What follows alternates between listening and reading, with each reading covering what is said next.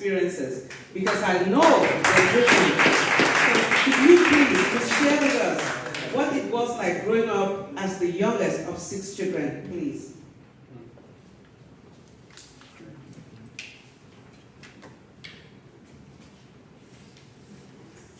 I'm waiting for you, His Excellency.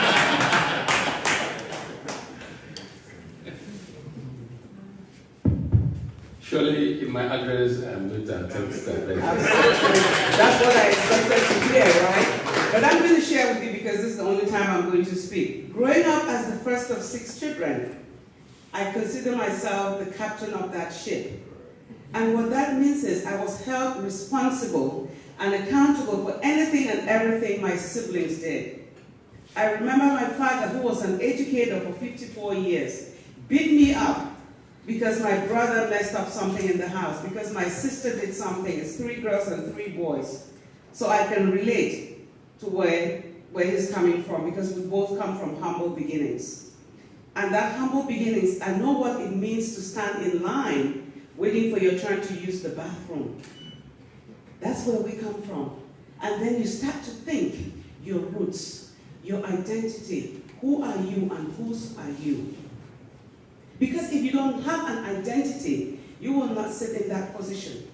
If you do not have an identity, you will not have empathy or understanding of where our fellow citizens are coming from and what they would need to live as middle-class citizens.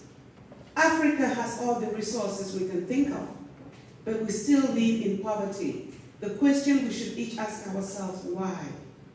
And what can we do to help our leaders achieve those goals that Kogi State has set for themselves? That framework that you sent to DACC, it was somebody's idea, but I dare challenge you that those ideas were not just a single individual. Those ideas were brought to the table because you each have unique set of skills. You each were birthed in a different place and a different way. There's a saying in network marketing that if you were born poor, it is your fault. It is not your fault, but if you die poor, it is your fault. I beg to disagree with that statement.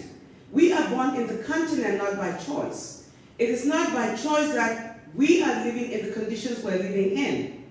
But I can guarantee you that if we let our citizens die poor, then each and every one of you and me in this room should be held responsible.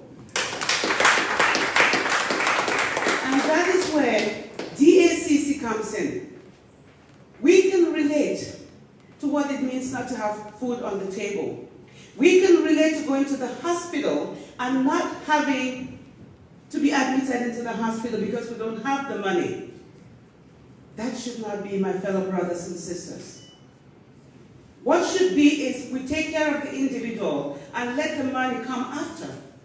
You should not watch your fellow sister or brother or mother, uncle or husband take their last breath at your front doorsteps of your hospital because they do not have money. That is a no-no. We are far too advanced and have enough intellect in the continent to achieve just that. And I hope and pray, Your Excellency, that with your vision and your dream and your wisdom that you have put together, all these young and elderly alike, to help you channel that vision through Dr. Moses and DACC, that we will together be stronger, and we will together meet each and every goal that is within our capacity. And I believe I can speak for the rest of DACC, because that's just who we are. In the beginning, we received a letter of intent through Honorable Commissioner Asiwaju Idris. And I have to be